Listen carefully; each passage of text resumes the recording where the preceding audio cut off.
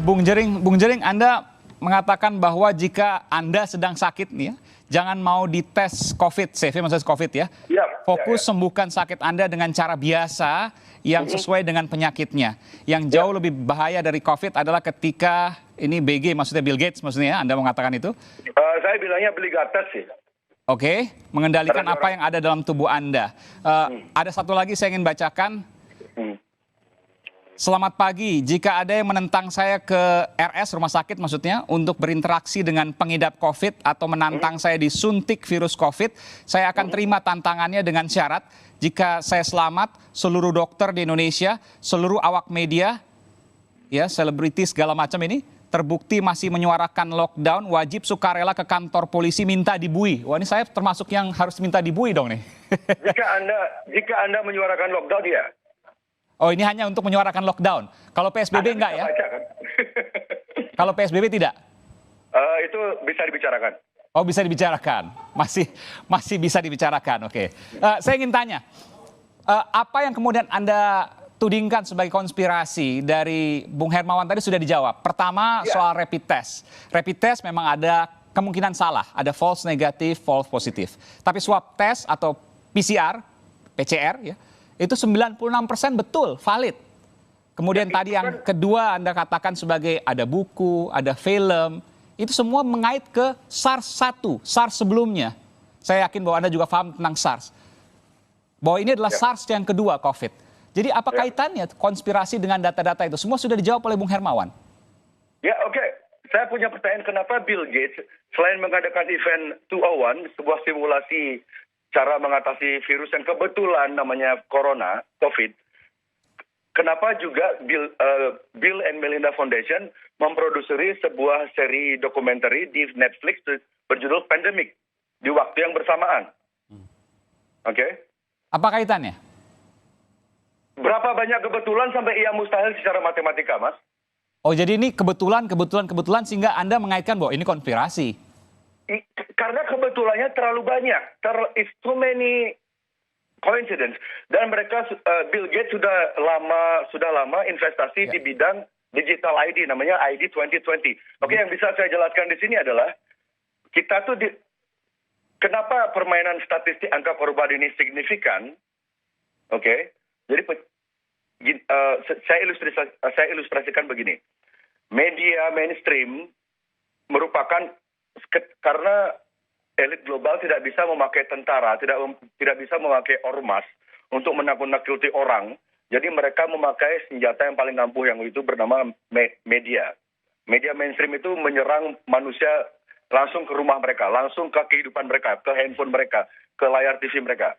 Mereka sudah diteror.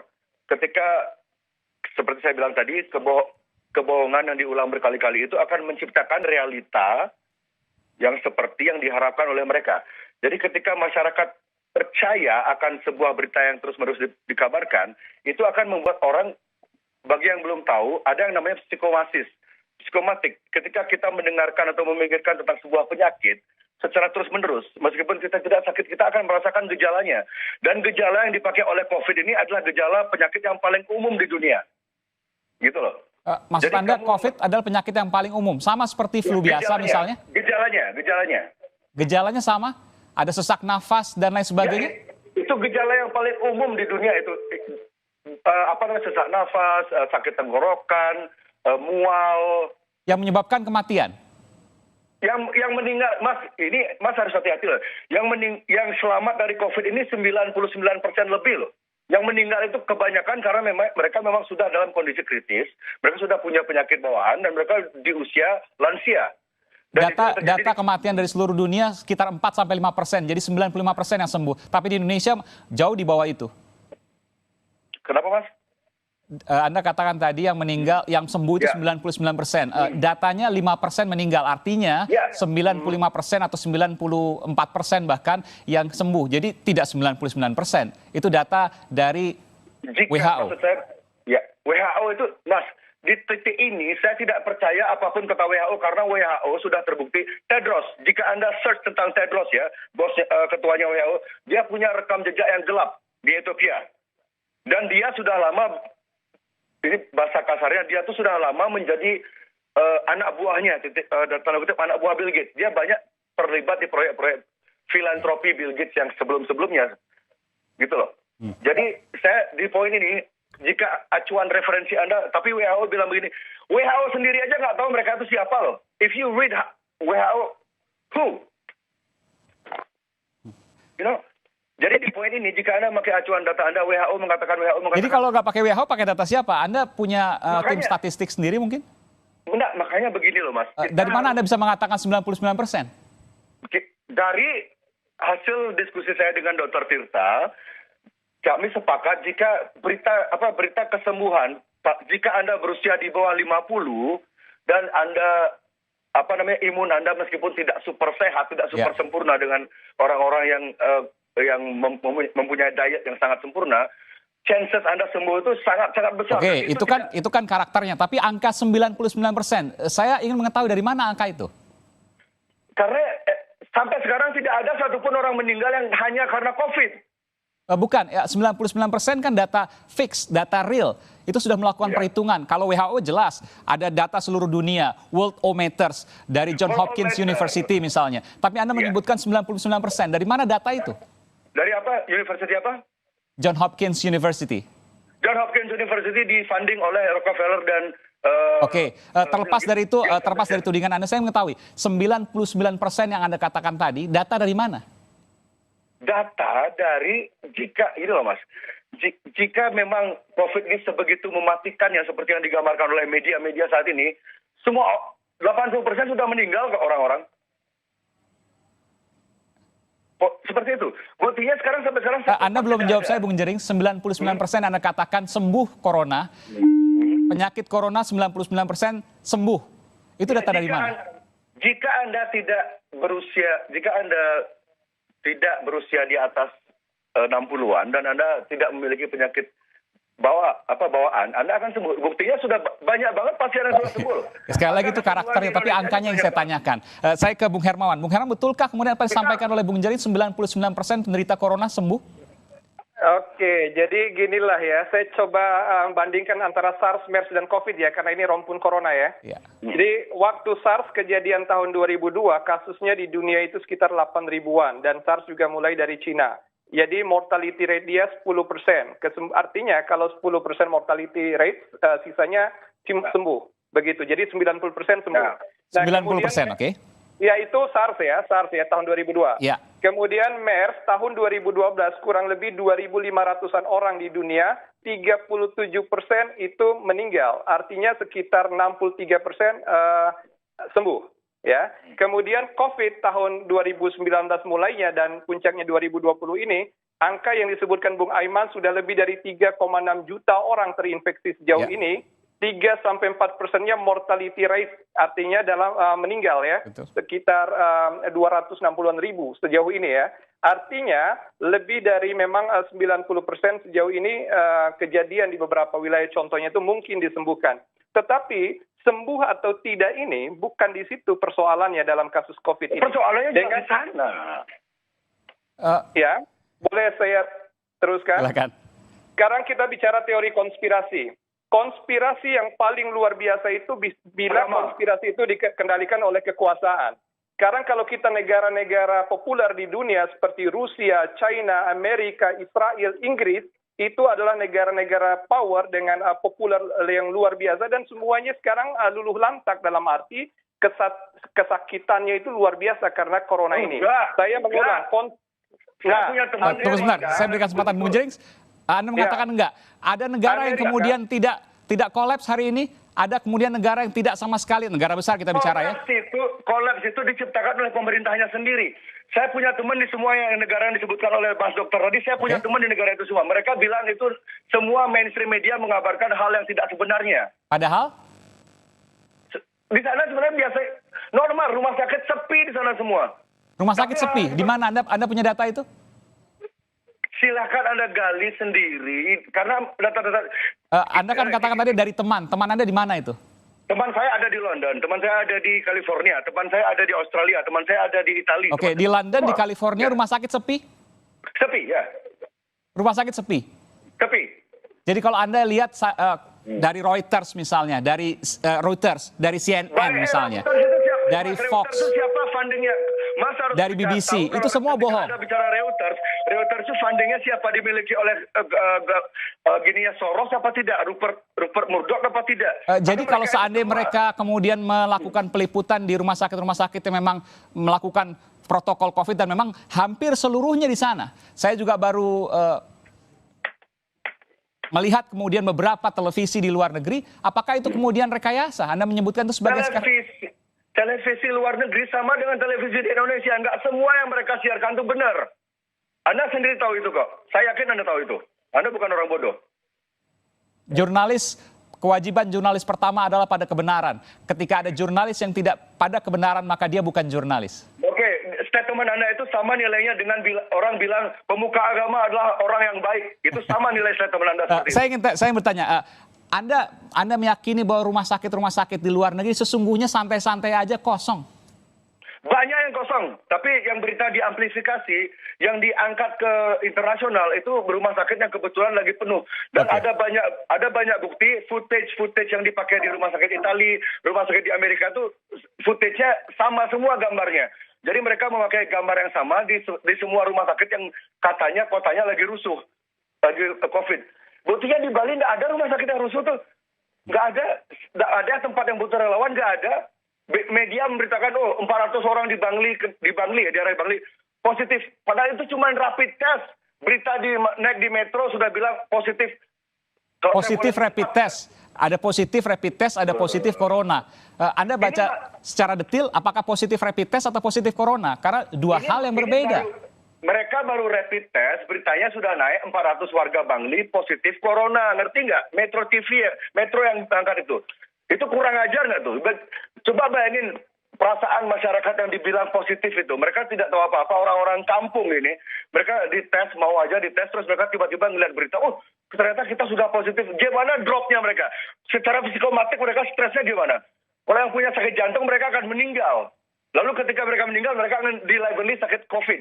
Itu akan menambah statistik, sehingga ini kita dibawa ke arah, jadi bangsa ini dilemahkan, pola pikir kita dilemahkan oleh media.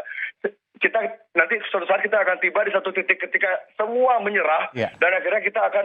Anda tadi mengatakan bahwa ini dilemahkan oleh media, karena media merelay dari apa yang kemudian disampaikan oleh pemerintah. Jadi Anda tidak percaya apa yang disampaikan oleh pemerintah? Pemerintah Indonesia menyatakan misalnya hari ini ada 12.000 lebih yang positif corona. Bagi Anda itu bukan data yang benar? Tidak. Saya tidak percaya.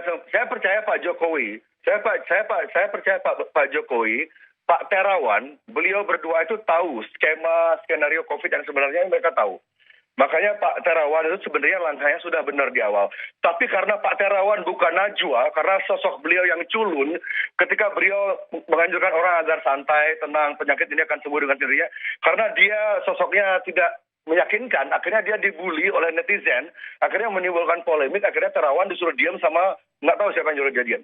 Tapi Pak Jokowi saya yakin beliau tahu. Pertanyaan saya bukan itu. Yang mengumumkan kan kita tahu bahwa Satgas COVID-19 nasional. Jadi apa yang diumumkan itu data yang salah. Itu yang Anda sampaikan? Distortif. Sudah ada ya. Kalau itu data yang salah, Anda punya data yang benar? Data yang benar adalah buktinya sampai sekarang di Bali yang meninggal hanya karena COVID 4 orang. Dan dua orang itu imported case. Dan Indonesia kan bukan cuma di Bali, ada yang lain juga. Dan itu disampaikan nasional. Mas, Indonesia bukan cuma di Bali, dan Mas juga harus ingat Indonesia bukan cuma Jakarta, oke? Ketika Jakarta gawat, nggak harus Indonesia ikut gawat, ngerti nggak? Dan disampaikan oleh Satgas COVID kan seluruh Indonesia, Bung Jering. Bukan hanya Bali, bukan hanya Jakarta. Bali, apakah punya persepsi yang sama? Enggak. Satgas COVID misalnya di Aceh. Aceh semua sembuh, itu gara-gara apa? Kita nggak tahu kan? Bung Hermawan, Anda punya komentar terkait ini? Iya, saya ingin mengatakan bahwa saat sekarang ini kita harus bergandengan tangan untuk betul-betul bahu-membahu melawan COVID-19 ini. Memang ada betulnya ketika di 34 provinsi sudah terjadi kasus, di seluruh daerah ini kita khawatir terjadi epicentrum baru. Nah, untuk itu kita harus perkuat komunitas, masyarakat kita, mulai dari individu kita peduli satu sama lain, Sekaligus kita memang juga menghimbau pemerintah agar lebih konsisten dalam hal kebijakan, sekaligus menjamin agar akses kita terhadap pelayanan kesehatan tetap terpenuhi, berkualitas, tidak menumpuk, sekaligus menyediakan kebutuhan dasar bagi Oke, pelayanan. saya ingin tanya Bung Hermawan, betulkah kemudian apa yang disampaikan oleh Bung Jering bahwa di luar negeri rumah sakit sesungguhnya kosong? Jangan dijawab dulu, kita akan segera kembali sesaat lagi. Tetaplah bersama kami di Sapa Indonesia Malam. Saya ingin Anda menanggapi apa yang disampaikan oleh Bung Jering tadi, bahwa sesungguhnya ada banyak rumah sakit di luar negeri, tadi disebutkan di London, California yang kosong. Meskipun yang saya dapatkan informasi tidak demikian, karena saya mendapatkan informasi langsung tidak hanya dari media, tapi juga dari kawan-kawan di sana. Ya, kalau boleh saya start dari Indonesia aja ya. Jadi sebenarnya di Indonesia ini, saat ini memang terjadi kesepian ya, rumah sakit itu agak sepi sebenarnya. Pertama, karena memang setiap bulan Ramadan di Indonesia tiap tahun itu terjadi penurunan pasien.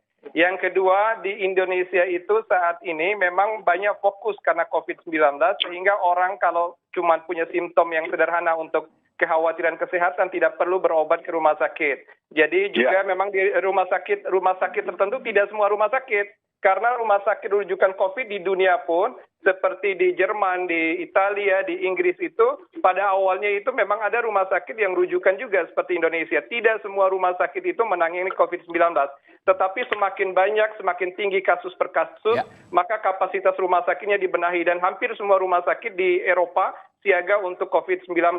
Jadi memang orang-orang dengan indikasi penyakit di luar COVID-19 lebih banyak menahan dirinya untuk tidak memeriksakan karena justru khawatir terpapar dengan adanya potensi terpapar di area publik di rumah sakit. Tetapi bukan berarti rumah sakit sepi dalam arti ketiadaan pasien. Boleh jadi sepi dari pemeriksaan untuk penyakit-penyakit lain karena orang lebih waspada, tetapi untuk COVID, penanganan COVID, hampir semua negara di dunia ini meningkatkan kapasitas layarnya untuk menangani COVID-19. Jadi bahkan peralatan seperti ventilator, monitor untuk kebutuhan ICU, termasuk alat pelindung diri, semuanya kewalahan, karena itu bagian dari bahan pakai habis, seperti APD yang tiap hari dipakai oleh tenaga kesehatan, dan tenaga kesehatan sendiri banyak menjadi korban, banyak juga yang terpapar karena kasus COVID-19. Nah untuk itu secara kesimpulan sebenarnya di dunia ini, seluruh dunia termasuk Indonesia, rumah sakit yang ditunjuk untuk penanganan COVID-19 sebenarnya cukup kewalahan menangani COVID-19. Tandanya kapasitasnya penuh, terkecuali rumah sakit tertentu yang memang kecenderungannya di bulan Ramadan ini agak sepi karena berkaitan dengan Ramadan dan juga penahanan diri untuk tidak beraktivitas di ruang publik. Oke, stop sampai situ dulu Bung Hermawan, saya ingin ke Bung Jering. Bung Jering, ini banyak sekali loh pahlawan kita saat ini yang berada di garis depan, dokter, perawat, dan lain sebagainya, kewalahan menangani serbuan penyakit COVID ini yang mendadak tinggi tiba-tiba. Apakah itu kemudian Anda katakan sebagai suatu hal yang distortif? Tadi Anda menggunakan bahasa Anda tadi. Ya, oke. Pertama, saya ingin mengucapkan belasungkawa saya. Mungkin banyak masyarakat yang mengira saya tidak simpati terhadap para tenaga medis yang gugur. Itu saya sebenarnya, saya melakukan semua apa yang saya lakukan sekarang ini justru karena saya tidak ingin para dokter tenaga medis di Indonesia itu tambah stres. Kenapa? Karena saat ini orang-orang itu balik seperti argumen saya sebelumnya, psikomatik itu nyata. Ketika orang dibombardir oleh informasi betapa ngerinya COVID ini membunuhmu, COVID ini membunuh, padahal kemungkinan sembuhnya itu gede banget. Tapi karena orang saking takutnya, mereka mikirin semua gejalanya, dan gejalanya itu sangat umum. Akhirnya orang beramai-ramai ke rumah sakit. Orang yang tidak sakit jadi sakit karena kepikiran, dan karena orang ramai-ramai ke rumah sakit, petugas medis, dokter kewalahan, dan APD itu kan harus dipakai sekali doang. Ketika mereka harus buang air, mereka harus ganti APD lain. Dan memakai APD itu 1 jam itu sudah sesak nafas. Dan saya rasa kita sepakat, jika tidak semua dokter itu mempunyai kesehatan yang prima. Dokter juga pasti punya penyakit, ada yang punya penyakit bawaan, ada yang sudah faktor usia, faktor stres, karena mereka ngelihat TV berita buruk, ngelihat handphonenya berita buruk. Maka yang harus dihentikan sekarang adalah bagaimana menyeimbangkan informasi agar orang-orang itu punya harapan yang besar jika sebenarnya COVID ini tidak perlu ditakuti berlebihan. Kita hanya cukup melakukan adaptasi, cuci tangan, pakai masker, jaga jarak seperlunya, cukup. Orang-orang sudah Anda mengkampanyekan itu, cuci tangan, masker, jaga jarak. Tapi semua itu rekomendasi dari WHO, Bung Jering? Ya, saya mengatakan cuci tangan itu agar kenapa? Kan orang-orang sekarang, orang Indonesia suka makan pakai tanpa sendok garpu. Iya. Kalau mereka misalnya tidak higienis, tidak cuci tangan, mereka kena diare, terus mereka masuk rumah sakit, akan ada kemungkinan mereka akan dilabeli COVID. Karena sudah seperti saya bilang sebelumnya, di banyak negara-negara maju sudah ada permainan untuk menaikkan angka statistik korban COVID agar negara-negara itu lebih cepat menerima mandatory vaksin, agar kita semua wajib vaksin. Itu loh. Jadi untuk mencegah agar kita tuh bisa melawan, agar tidak semua orang terkena wajib vaksin. Jadi usahakan sebisa mungkin Anda itu sehat. Kalau tentang masker, saya tidak peduli apa kata WHO. Saya peduli sama TBC. TBC itu 100% airborne. Ya. Kalau masalah COVID airborne itu kan masih diperdebatkan sekali. TBC itu 100% airborne. Jadi kalau orang pakai masker itu mereka selamat dari TBC. Kalau social distancing itu menyelamatkan kalian dari panu, kurap dan penyakit-penyakit kulit lainnya. Ya. Jadi kalau Anda social distancing, Anda pakai masker itu bukan kaitan ke COVID? Kalau saya tidak mau tunduk sama apapun kata-kata WHO, karena saya. Tapi Anda melakukan itu ya? Saya lakukan itu agar masyarakat tidak mudah ke rumah sakit, agar masyarakat tidak gampang ke rumah sakit. Kalau masyarakat berbondong-bondong ke rumah sakit, medis stres, medis meninggal, orang-orang pasien non-COVID yang mereka tuh memang sakit kritis karena bukan COVID, mereka akan terbengkalai, akhirnya meninggal. Kasihan. Oke. Bung Hermawan, terakhir, apa yang bisa Anda sampaikan dari semua perbincangan kita pada hari ini? Baik. Pertama, ketika kita melihat fenomena kejadian COVID-19 di dunia, memang kita bisa menganalisis dari berbagai sudut pandang, termasuk sudut pandang tentang tesis konspirasi. Hanya saja, para praktisi, pakar ilmuwan di dunia ini juga tidak bergerak sendiri karena mengatasnamakan negara juga. Seluruh negara, artinya seluruh kekuasaan besar di dunia, turut berperang melawan COVID-19.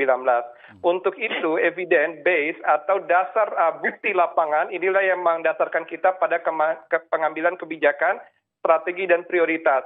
Sejauh ini strategi penanganan COVID-19 satu-satunya yang paling bisa menahan laju penyebarannya adalah dengan melakukan physical distancing, penguatan komunitas, menjaga imunitas kita, daya tahan tubuh kita, sekaligus menggunakan alat pelindung diri seperti masker bila harus kita ada di ruang publik. Nah, hal-hal ini yang harus kita terus budayakan, sosialisasikan, promosikan di tengah masyarakat. Yang berikutnya, kita berharap agar pemerintah kita betul-betul kompak dan bijak untuk betul-betul memperlakukan PSBB ini secara konsekuen, secara disiplin dan juga kompak di berbagai wilayah.